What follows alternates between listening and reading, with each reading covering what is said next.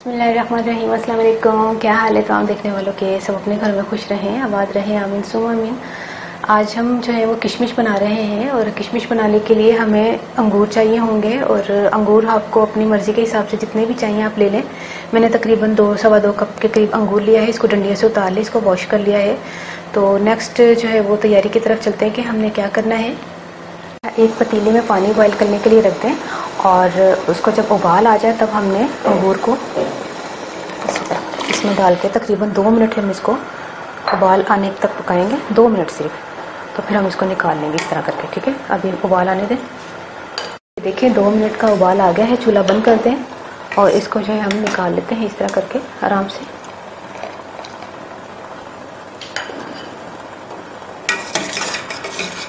जैसे नॉर्मल हो जाए ना थोड़े से, तो इसको एक चंगेटे नुमा जो है ना बर्तन में रख दें। हम तो इसको चंगेटा बोलते हैं, रोटी रखने वाला।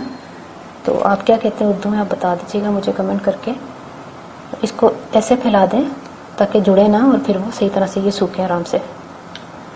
अब हम इसको जो है ना वो धूप में रखने जा रहे हैं। अब धूप कितने दिन की लगेगी ये मैं आपको उस वक्त बताऊंगी, क्योंकि धूप पर भी डिपेंड करता है। तो अगर कड़क धूप है तो 1 दिन की धूप भी बहुत होती है, लेकिन मैं आपको बता दूंगी कि मुझे कितने दिन में ये सूखे हैं किशमिश। लेकिन इसको ढक कर रखना है क्योंकि मिट्टी वगैरह से भी महफूज करने के लिए हमने इसको जाली से ढक दें। तो फिर मैं मिलती हूँ उसके बाद जब ये किशमिश तैयार हो जाएगा इंशाल्लाह। ये देखिए अंगूर हमने रखा था और ये किशमिश जो है वो तैयार हो गया है। बड़ा ज़बरदस्त 1 दिन की धूप में हो गया है। अगर आपके इतना धूप आती तो आप 2 दिन की धूप भी लगा सकते हैं। तो ये सूख जाता है और साफ़ सुथरे तरीके से हमने ढक कर रखा होता बगैर मिट्टी के। अब आपने इसको जैसे स्वीट डिशेस बनती हैं जिसमें ये इस्तेमाल होता है उसमें आप इस्तेमाल करें और इसको जो है ना आप काफ़ी अरसे तक रख सकते हैं। यानी कि ये 1 महीना 2 महीना 1-1.5 साल तक भी रख सकते हैं। इसको फ्रिज में रख दें तो काफ़ी अरसे तक ये चल जाएगा, ठीक है।